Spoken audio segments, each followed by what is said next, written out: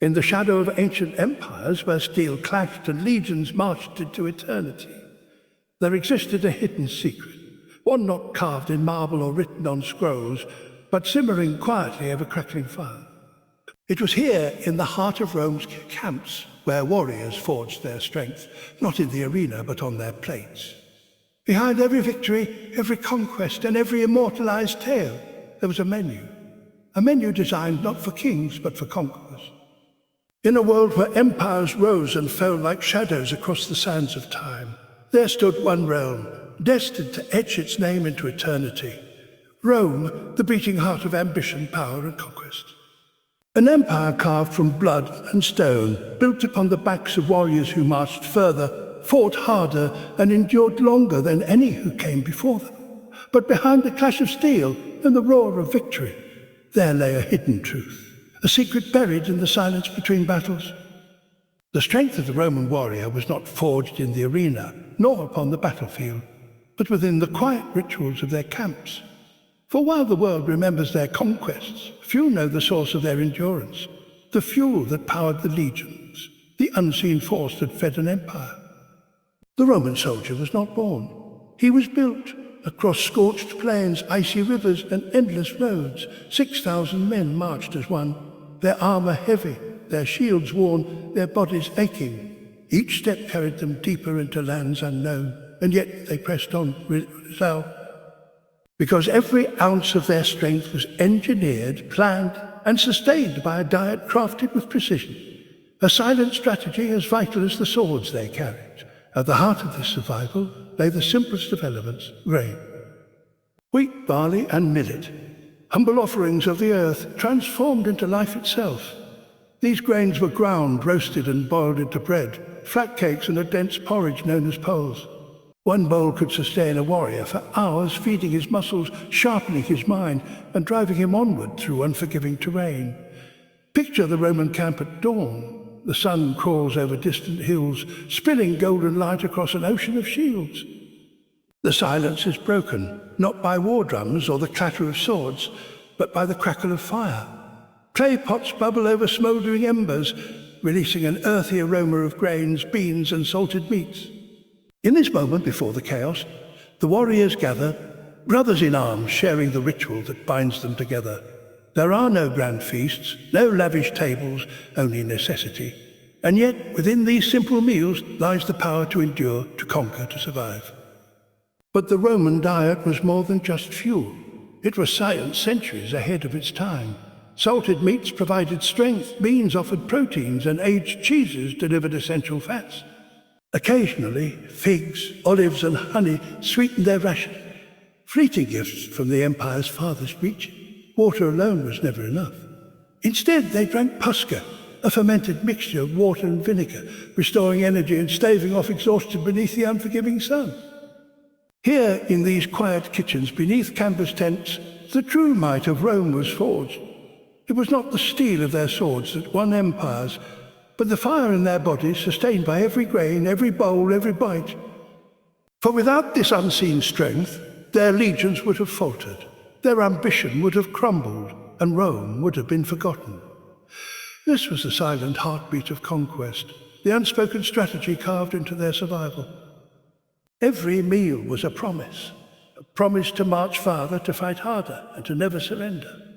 And so, while history remembers the roar of their victories, it is here, beside the humble fires of their camps, where the empire's destiny was truly decided, where the fuel of Rome became the force that shaped the world. In the heart of every Roman camp, amidst the clatter of armor and the whispers of men preparing for war, there existed a single unassuming dish, a silent force that fueled an empire's ambition. It was neither extravagant nor rare, yet it carried the weight of destiny within every humble spoon. They called it pulse. To the untrained eye, it was simple, a thick porridge made from crushed grains, simmered patiently in clay pots over open flames. But for the Roman warrior, pulse was far more than food. It was endurance in its purest form, energy carved from the earth, transformed into strength, bite after bite. Picture a cold dawn on the outskirts of Germania. Mist curls through the trees, clinging to damp leather and weathered shields. 1,000 warriors gather in silence, the taste of anticipation heavy on their tongue. Before them, a row of clay cauldrons bubbles gently, releasing a soft steam that carries the earthy scent of boiling barley. The cooks stir slowly, their wooden spoons scraping against the edges, mixing grains with fragments of herbs, beans, when fortune allowed, slivers of salted meat. Each man receives his ration, no ceremony, no indulgence, just survival. As they eat, there are no words, only the quiet ritual of fueling the body before stepping into the chaos of battle.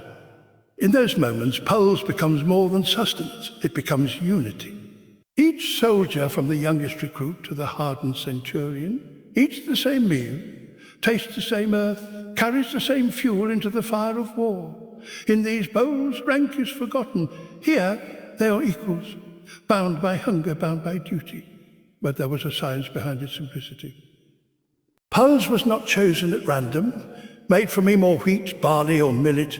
It delivered slow-burning energy, a steady stream of strength that carried warriors across endless roads and into battles that raged for hours. Unlike lavish feasts of Rome's elite, this meal was designed with purpose, to last, to nourish, to endure. When combined with dried legumes and foraged greens, it became a complete sustenance, enough to keep muscles sharp and minds unyielding beneath the weight of iron and the heat of sun. And yet Poles was adaptable, a dish as versatile as the empire it fueled. On days of scarcity, it was boiled with water and salt alone. On days of victory, it transformed, enhanced with cheese, olive oil, honey, or figs, becoming richer, denser, almost celebratory. It reflected the rhythms of war and peace, sometimes plain and harsh, sometimes warm and generous, but always essential. Even Caesar himself understood its power. When his legions marched through Gaul, when they endured bitter winters and unforgiving terrain, it was Poles that kept them alive. Not the wine, not the spoils of conquest, but this humble porridge, this silent strength born from simplicity. And in that simplicity lies the brilliance of Rome. While empires before them rose and fell beneath the weight of indulgence, Rome thrived because it understood a warrior's truth. Victory demands endurance, and endurance demands fuel. It was never about feasting like kings. It was about surviving like soldiers. Here beside the low fires of the Roman camp, Poles became more than a meal. It became the empire's lifeline. Every spoonful carried a promise to march farther, to fight harder, to outlast the enemy. It was the taste of resilience, the flavor of determination, the quiet companion of conquest. And so, while marble monuments crumbled and emperors came and went, the memory of Poles lingers, a reminder that Rome's strength was not just forged in steel and blood, but stirred slowly, patiently over ancient flames. This was the meal that powered legions, conquered continents, and etched the empire's name into eternity. Beyond the quiet bowls of Poles, beyond the humble grains that carried the Roman legions across continents, there existed another secret, a deeper strength hidden within their menu. For though endurance began with grains, conquest demanded more. To march for days beneath burning suns, to wield shields heavier than life itself, and to strike with unrelenting force, the Roman warrior required power. And power was carved from protein. As the camera drifts through the Roman camp, we pass through rows of stacked shields and battered helmets, until we reach the fires where the true preparation for battle unfolds. Here, warriors gather around wooden tables where hunks of salted pork, strips of dried beef, and wedges of sharp cheese are carefully divided among them. It is not abundance they seek, but strength. Every bite, every ration, is measured, designed to forge muscle, mend wounds, and keep fatigue at bay.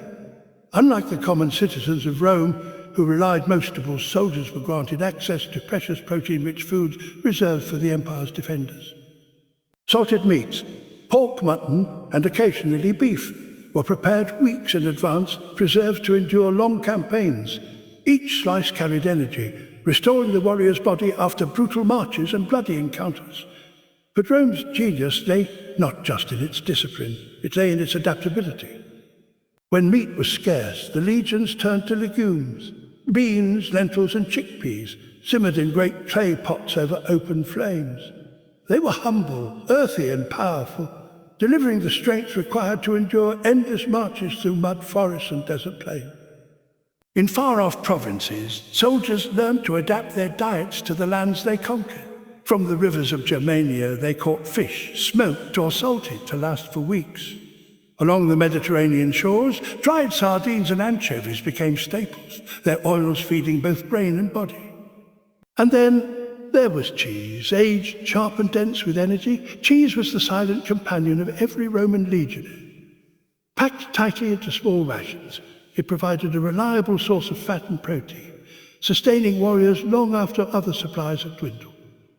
Even in moments when hunger clawed at their bones, a simple wedge could mean the difference between collapse and survival.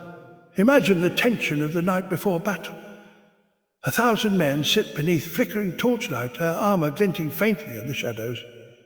The air carries the faint aroma of smoked meat and aged cheese, mixed with the bitter tang of vinegar and wine. Each warrior chews in silence, not savoring the taste, but absorbing its strength. These meals are not feasts, they are preparation. Every bite fuels the swing of the sword, every mouthful powers the weight of the shield, every ration transforms exhaustion into resolve. And yet within this ritual lies a profound unity. The general and the foot soldier eat the same provisions, share the same bowls, drink from the same skin. Hunger knows no rank. In these shared meals they are brothers, bound by duty, endurance, and the quiet knowledge that survival depends on what they consume. Here lies one of Rome's greatest untold strategies. It was not simply the discipline of the legion that carved an empire, but the precision of its nutrition. Where other armies faltered under starvation, Rome's legions endured. They understood a simple truth. Battles are not won by steel alone. They are won by sustaining the human machine behind it. And so, the salted meats, the earthy beans, the sharp cheeses, and the freshly caught fish became the silent allies of the Roman warrior. With every bite, muscle was restored, strength rebuilt, and resolve sharpened. This was more than food. It was survival distilled into its purest form. In these rations, Rome found its endurance. In this endurance, Rome found its dominance. And through this dominance, Rome carved its name into eternity.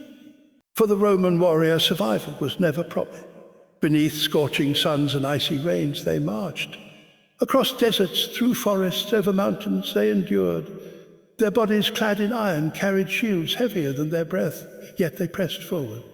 But strength was not forged by food alone.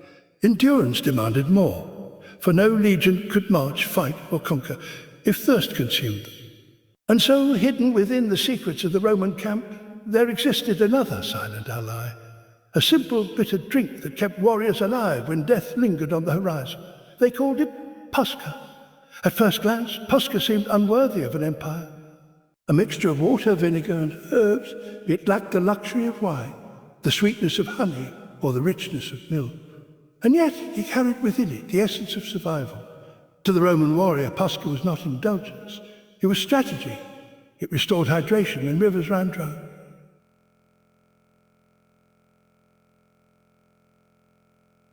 It fought exhaustion beneath burning suns, and in the heart of relentless campaigns where disease stalked stagnant waters, Posca became the soldier's shield.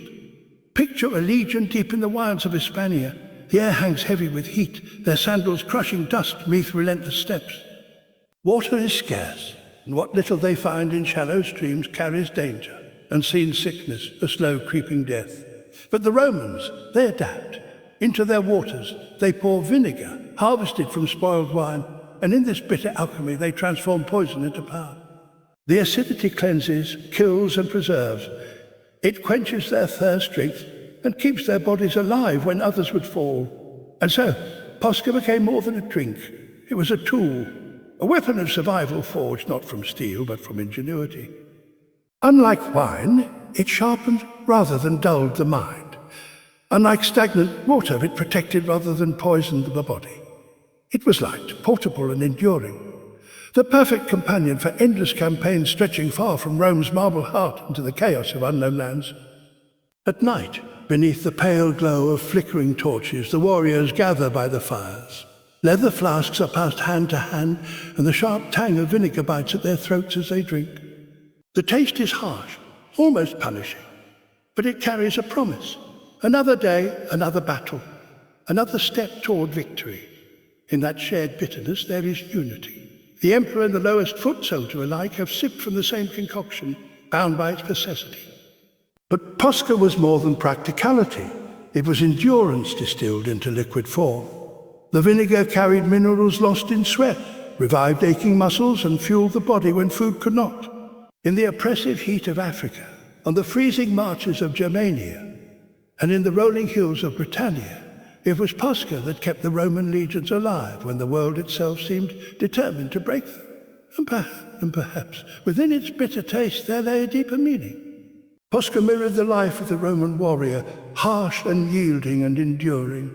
It was not pleasant, but it was necessary. It demanded resilience, it demanded adaptation, it demanded sacrifice. Just as the drink burned the throat before easing the body, so too did the march break the flesh before strengthening the spirit. Here lies one of Rome's quietest strategies, invisible in marble, absent from scrolls, forgotten by time, yet vital to conquest. While other armies weakened beneath the weight of thirst and sickness, Rome thrived. Where others fell to disease, Rome stood unbroken. And in that bitter, uncelebrated drink, the legions discovered an edge that stretched their reach across continents. And so, from the sun-baked plains to the misty forests, from the deserts of Africa to the cold rivers of Germania, Posca became the lifeblood of conquest. It was a drink born from necessity, forged by innovation, and perfected by survival. For without Posca, the marches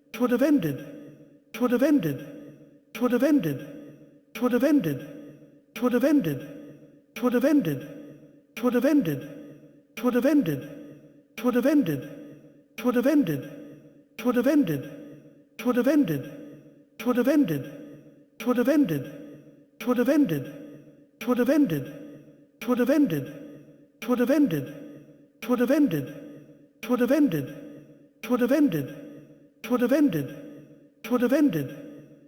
Without Posca, the battles would have faltered. Without Posca, the empire may have never risen. It was not wine that fueled Rome's victories, it was bitterness. A bitterness that endured, conquered, and shaped the destiny of the world. The night before battle, the air is thick with silence. Beyond the flickering glow of the campfires, darkness stretches endlessly, hiding the unknown. 6,000 men sit beneath a sky heavy with stars, their armor polished, their shields stacked, their swords sharpened to a razor's edge. Tomorrow they will face death. Tonight they feast. But this is no celebration of excess. There are no golden goblets, no towering platters, no music drifting through marble halls. This is not the Rome of emperors, this is the Rome of warriors. And here within these humble encampments, the feast before fury begins. Clay bowls are passed from hand to hand, freshly baked bread, rough and dark, still warm from stone ovens. Strips of salted pork and smoked fish, their scents mingling with the earthy aroma of simmering beans. Bowls of pulse, thicker than ever, fortified with cheese, honey, and olives. Every ingredient chosen with purpose, every bite calculated for energy, endurance, and survival. Yet, in this moment, food is more than fuel. It is ritual, for as the soldiers eat, they do not talk of home nor of conquest. They sit in silence, listening to the crackle of fire, the low hum of night insects, and the faint clatter of distant armor. Around them, the empire breathes. The feast binds them, not by taste, but by fate. Tomorrow some will fall, tomorrow some will rise. But tonight they are equals, brothers forged not by blood, but by duty. The centurion stands at the center, his face carved from years of battle, his voice low but unshaking as he recites words passed through generations. A quiet vow sworn not to Rome, but to one another, to fight side by side. To hold the line. Do we turn home together or not at all? The men lift their cups of Posca, their bitter drink catching the firelight, and drink deeply. The taste burns sharp and unrelenting, a reminder of the life they've chosen, a reminder of what is at stake, and then silence falls. The fires dim. The camp settles into restless slumber. In the distance, war drums echo faintly from the enemy across the valley. Yet the Roman camp remains still, like a beast coiled in shadow, waiting for the strike. The smell of roasted meats and smouldering wood lingers in the air, mixing with the cold breath of night. The feast has ended. The ritual is complete. For the Roman warrior, this final meal is more than preparation. It is transformation. It steels the body. It calms the heart. It sharpens the mind. Tomorrow, when the horns of war thunder and the ground trembles beneath the march of thousands, they will fight with more than muscle and steel. They will fight with memory. The memory of this night, this fire, this feast, the moment when fear dissolved into purpose. And as the first light of dawn pierces the horizon, the Roman camp stirs. Shields are struck, swords are drawn, faces once lit by fire now hardened by resolve. Hunger is gone, replaced by something far greater, conviction. With the strength of their final meal coursing through their veins, they rise as one, a living wall of iron and flesh. 6,000 hearts beating as one. And when the earth quakes beneath their charge, when their battle cries rip across the fields, history itself will remember this moment, the night when Rome's warriors were reborn in fire, food, and brotherhood. For this was no ordinary feast. This was the calm of it. And from that storm, an empire was forged.